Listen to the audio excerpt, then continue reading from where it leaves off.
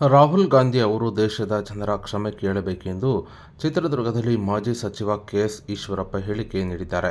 ಚಿತ್ರದುರ್ಗದ ಪ್ರವಾಸಿ ಮಂದಿರದಲ್ಲಿ ಸೋಮವಾರ ಬೆಳಗ್ಗೆ 11:30ಕ್ಕೆ ಪತ್ರಿಕಾಗೋಷ್ಠಿ ನಡೆಸಿ ಅವರು ಮಾತನಾಡಿದ್ದು, ರಾಹುಲ್ ಗಾಂಧಿ ಅವರು ಅಯೋಧ್ಯೆ ರಾಮ ಮಂದಿರ ಉದ್ಘಾಟನೆಗೆ ಪರಿಶಿಷ್ಟರು, ಹಿಂದುಳಿದ ವರ್ಗದವರಿಗೆ ಆಹ್ವಾನ ಕೊಟ್ಟಿಲ್ಲ ಎಂದು ಹೇಳಿಕೆ ನೀಡಿದ್ದು ಬೇಸರ ತರಿಸಿದೆ. ಇದು ಉದಾಹರಣೆ ಕೊಡುವುದಾದರೆ, ಚಿತ್ರದುರ್ಗದ ಮಾದಾರ ಚೆನ್ನಯ್ಯ ಶ್ರೀಗಳಿಗೆ ಆಹ್ವಾನ ಸಿಕ್ಕಿದ್ದು ಅವರು ಅಯೋಧ್ಯೆಗೆ ಹೋಗಿದ್ದರು. ಇನ್ನು ಕಾಗಿನೆಲೆಯ ಶ್ರೀಗಳು ಕೂಡ ಹೋಗಿದ್ದರು. ಇನ್ನು ಸಾವಿರಾರು ಜನ ಸಾಧು ಸಂತರು ಅಲ್ಲಿಗೆ ಹೋಗಿದ್ದು, ರಾಹುಲ್ ಗಾಂಧಿ ಈ ರೀತಿ ಹೇಳಿಕೆ ಕೊಟ್ಟಿದ್ದು ಯಾಕೆ ಎಂಬುದು ಗೊತ್ತಾಗಿಲ್ಲ ಎಂದು ಕೆಎಸ್ ಈಶ್ವರಪ್ಪ ಹೇಳಿದ್ದು, ಇಡೀ ದೇಶದ ಎಲ್ಲ ಸ್ವಾಮೀಜಿಗಳು ಜಾತಿ ಮರೆತು ಅಯೋಧ್ಯೆಗೆ ಹೋಗಿದ್ದು, ಈ ರೀತಿ ಹೇಳಿಕೆ ಕೊಟ್ಟ ರಾಹುಲ್ ಗಾಂಧಿ ಅವರು ದೇಶದ ಜನರನ್ನ ಕ್ಷಮೆ ಕೇಳಬೇಕೆಂದು ಈಶ್ವರಪ್ಪ ಹೇಳಿದ್ದಾರೆ. ಇನ್ನು ಸಂತೋಷ್ ಲಾಡ್ಗೆ ರಾಮ ಮಂದಿರದ ಬಗ್ಗೆ ಮಾತನಾಡುವ ಯೋಗ್ಯತೆ ಇಲ್ಲ. ಹೊಸ ಸರ್ಕಾರ ಬಂದ ನಂತರ ಮುಖ್ಯಮಂತ್ರಿ ಹಾಗೂ ಯತೀಂದ್ರ ಸಿದ್ದರಾಮಯ್ಯ ಅವರು ವರ್ಗಾವಣೆಯ ದಂಧೆಯಲ್ಲಿ ತೊಡಗಿದ್ದಾರೆ. ಇನ್ನು ರಾಮನೇ ಕಾಲ್ಪನಿಕ ವ್ಯಕ್ತಿ ಎಂದು ಸುಪ್ರೀಂ ಕೋರ್ಟ್ಗೆ ಕಾಂಗ್ರೆಸ್ ಅಫಿಡವಿಟ್ ಸಲ್ಲಿಸಿತ್ತು. ಇನ್ನು ಚುನಾವಣೆ ಬಂದಲ್ಲಿ ರಾಮ ಮಂದಿರ ಬಗ್ಗೆ ಮಾತನಾಡುತ್ತಾರೆ, ರಾಮ ಮಂದಿರ ಕಟ್ಟಲ್ಲ ಎಂದಿದ್ದರು. ಇನ್ನು ರಾಮನ ಬಗ್ಗೆ ಭಕ್ತಿ ಇರುವ ಯಾರು ಕೂಡ ಟೀಕೆ ಮಾಡಲು ಇಷ್ಟಪಡುವುದಿಲ್ಲ. ಹಾಗಾಗಿ ಸಂತೋಷ್ ಲಾಡ್ ಅವರು ಜ್ಞಾನ ಇಲ್ಲದೆ ಕೊಟ್ಟ ಹೇಳಿಕೆ ಎಂದು ಕೆಎಸ್ ಈಶ್ವರಪ್ಪ ಅವರು ಸಂತೋಷ್ ಲಾಡ್ ಅವರಿಗೆ ಟಾಂಗ್ ಕೊಟ್ಟಿದ್ದಾರೆ.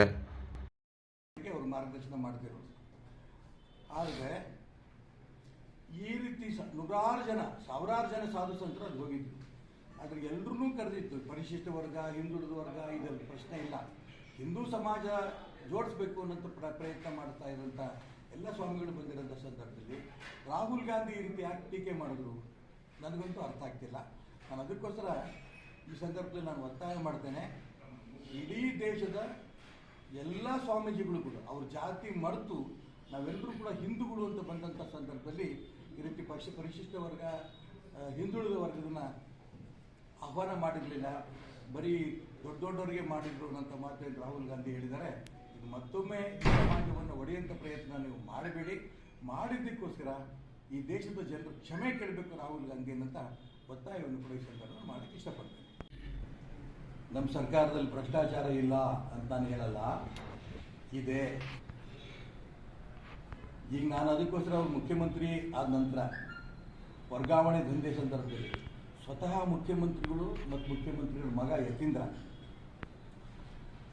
ಎಷ್ಟರ ಮಟ್ಟಿಗೆ ವರ್ಗಾವಣೆ ಆಗ್ತಾ ಇದೆ ಅನ್ನೋದಕ್ಕೆ ನೀವೊಂದು ಸಮಿತಿ ನೇಮಕ ಮಾಡಿರಿ. ಅವ್ರ ಮುಂದೆ ನಾನು ಜನ ಕರ್ಕೊಂಡು ನಿಲ್ಲಿಸ್ತೀನಿ, ಎಷ್ಟೆಷ್ಟು ಕೊಟ್ಟಿದ್ದಾರೆ ಅಂತ ನಾನೇ ಹೇಳಿದೆ. ಇವತ್ತಿನ ತನಕ ನೇಮಕ ಮಾಡಿಲ್ಲ. ಅದಕ್ಕೋಸ್ಕರ ರಾಮ ಮಂದಿರದ ಬಗ್ಗೆ ಮಾತಾಡೋಂಥ ಯೋಗ್ಯತೆಯೇ ಯಾರು ಸಂತೋಷ್ ಲಾಡ್ ಯೋಗ್ಯತೆಯೇ ಇಲ್ಲ ಅದು. ಯಾಕೆಂದರೆ ಮುಂಚೆಯಿಂದಲೂ ಕೂಡ ರಾಮನೇ ಕಾಲ್ಪನಿಕ ವ್ಯಕ್ತಿ ಆತ ಅಂತ ಕಾಂಗ್ರೆಸ್ ಸುಪ್ರೀಂ ಕೋರ್ಟಿಗೆ ಅಫಿಡವಿಟ್ ಕೊಟ್ಟರು, ಕಾಲ್ಪನಿಕ ವ್ಯಕ್ತಿ ರಾಮ ಅಂತ.